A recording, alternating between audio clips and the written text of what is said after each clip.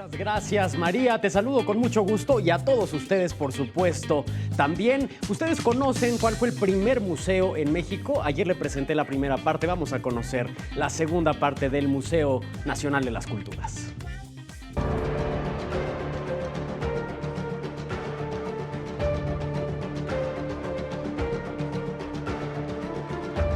Se ha posicionado como un recinto histórico y moderno que atrae tanto a visitantes nacionales como extranjeros.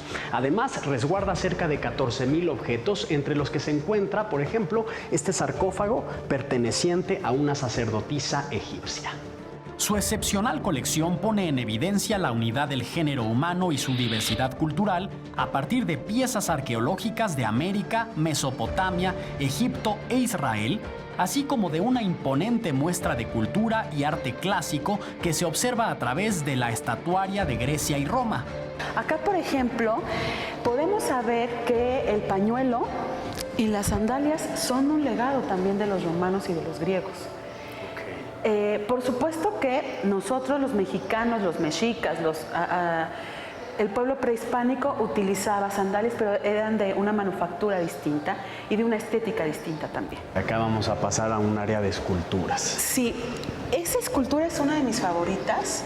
Si pueden observar, es una escultura muy distinta al resto, porque para empezar, casi todas están paradas, sentadas, se ven los músculos, están muy bien peinadas. Él tiene el cabello medio encrespado, chino, está acostado.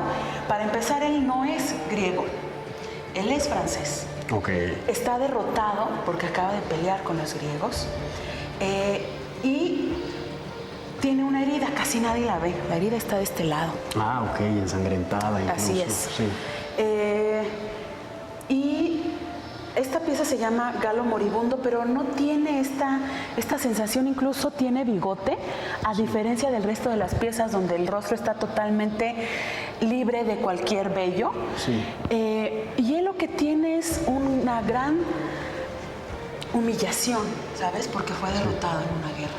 Él es Homero, un escritor ciego a quien se le atribuye la Odisea y la Ilíada, y aquí está representado, ¿no?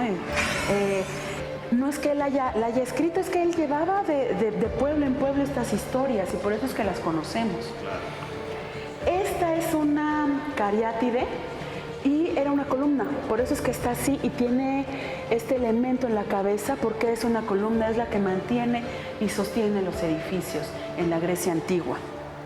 Piezas provenientes de China, Corea y Japón, cuyas muestras cuentan con imponentes máscaras y tallas de madera que forman parte de la riqueza cultural. Destaca el mural Revolución, que fue pintado en 1938 por el artista oaxaqueño Rufino Tamayo, el que plasma su visión de un importante pasaje de la historia de México. Es el marco que adorna la entrada a la biblioteca Pedro Bosch Gimpera. Sus espacios cumplen con las características que establecen las normas internacionales para albergar cualquier tipo de exposición con colecciones provenientes de los museos más importantes del mundo.